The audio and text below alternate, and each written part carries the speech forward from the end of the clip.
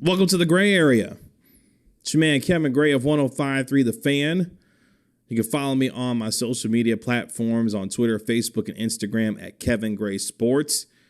And don't forget, you can catch me on the weekends on 105.3 The Fan with my partner Will Chambers from 10 a.m. to 2 p.m. for the Fan Jam, and also on Sundays from 9 a.m. to 1 p.m. with the two-time Hall of Famer Chris Arnold. You can also hit that subscribe button here on my YouTube channel, like and leave comments on the video, and hope that you continue to support the YouTube channel and by hitting that subscribe button. Really appreciate everyone continuing to support the channel. It means a lot.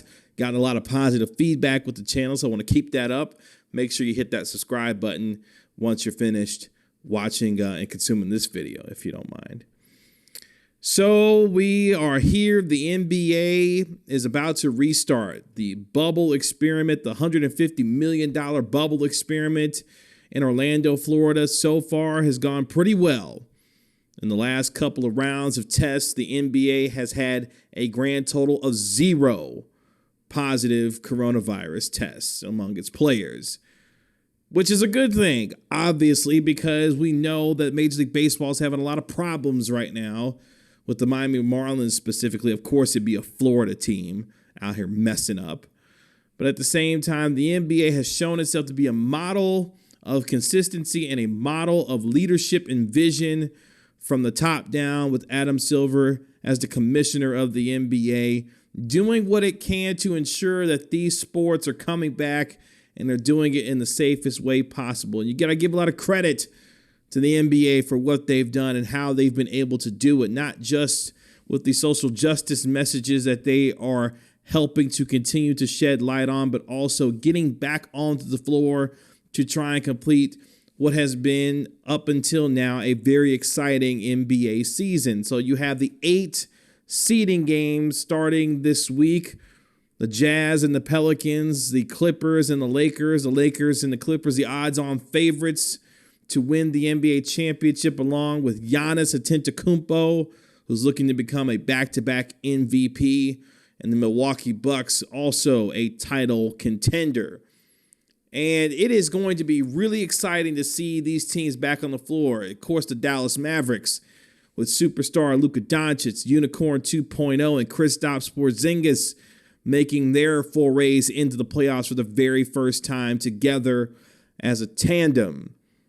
At the same time, the NBA continues to make its return. It is a stark reminder of what we have been without the last 4 months across the NBA, and that is to see a glimpse and a vision not only of what LeBron James has been for the past 17 seasons, but a glimpse into the future of what the next 20 years could look like with the young stars of Giannis and Luka, and of course James Harden and some of the other usual suspects that we've seen year after year.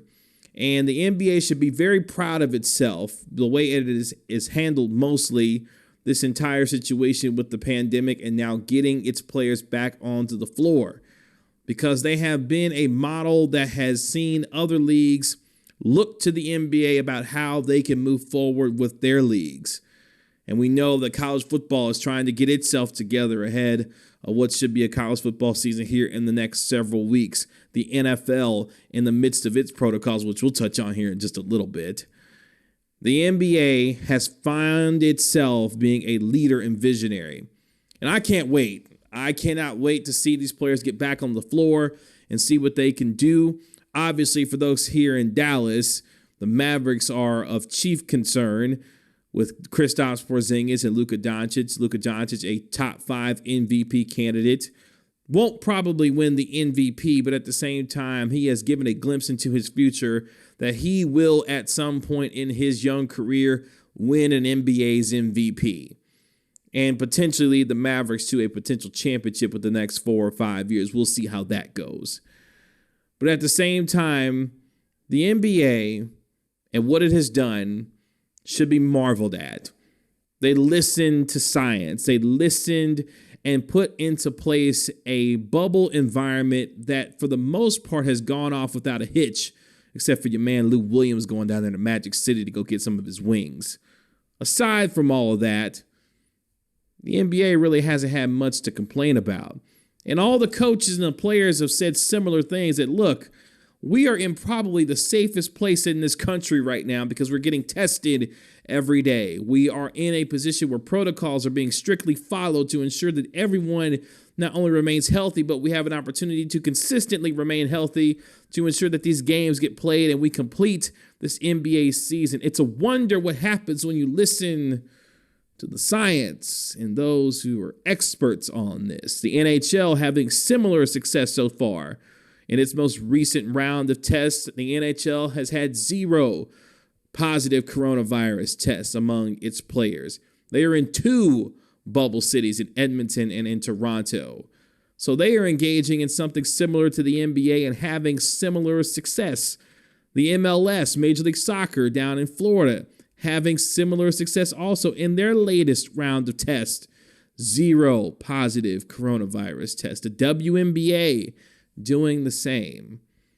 And now with the NFL in its microscope being firmly placed on all 32 NFL teams, we've seen several players opt out in order to either get the $350,000 for high-risk players or simply opting out and getting $150,000. Several prominent players, from Nate Solder to Marquise Goodwin to Damian Williams to Donta Hightower. There's been tremendous amounts of players so far. I believe it's around 53, 54 players who have decided that they are not going to play this year. And I expect those numbers to continue to grow because the challenge that the NFL has is not only not playing in a bubble environment, which is obviously a lot more difficult to pull off because they don't have the less of amount of numbers of players and personnel that the NBA has. But at the same time, they play a sport where contact is a constant. It's kind of the nature of the game. So what happens over the next several weeks will shed light on how the NFL's protocols, we've seen locker rooms be transformed and facilities be put into place to create the kind of safety and environment protocols that allow these players to feel comfortable being able to go to work every single day while still trying to think about what's best for them and their families. Because we've seen many a player decide, you know what, based on my family situation or my health history, it's not a good idea for me to play this year. We've even saw the first college athlete, a cornerback out of Virginia Tech, say, hey, based on what's going on right now, I'm going to opt out of this college football season and go take my turn to try and get ready for the NFL in 2021. And I'll be interested to see if more college athletes do the same. But one thing we cannot do to these players is criticize them for the decisions that they've made. You say, Kevin, these are multi-million-dollar athletes. They're healthy. They'll be fine if they get coronavirus. Well, look, we don't know how these players and different players will react to it. And at the same time, each of these players are making the decision that's best for their family. So each of those players who decide, hey, I'm going to sit this thing out, more power to you. Because it's a decision that allows you to be able to make for yourself and your family that is best for you going forward. So we'll see how the NBA and the NFL continues to go on. But of course, I couldn't be more excited for the NBA and the excitement that that's going to bring going forward, because we've seen with Major League Baseball, it's a little tough right now.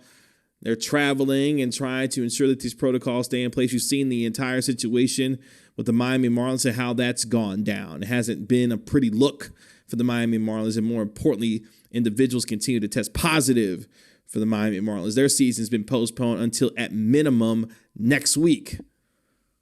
So we'll see how Rob Manfred, the commissioner of Major League Baseball, handle this going forward, because you've heard from players themselves, managers who are dealing with this also, not feeling very comfortable about what's going on right now, but still forging on to do what they can. And speaking of Major League Baseball, your man Joe Kelly, by the way, for the Los Angeles Dodgers, yeah, I feel that kind of energy, because my man is out here trying to raise up for all the Dodgers, even though he wasn't even a part of the Dodgers in 2017.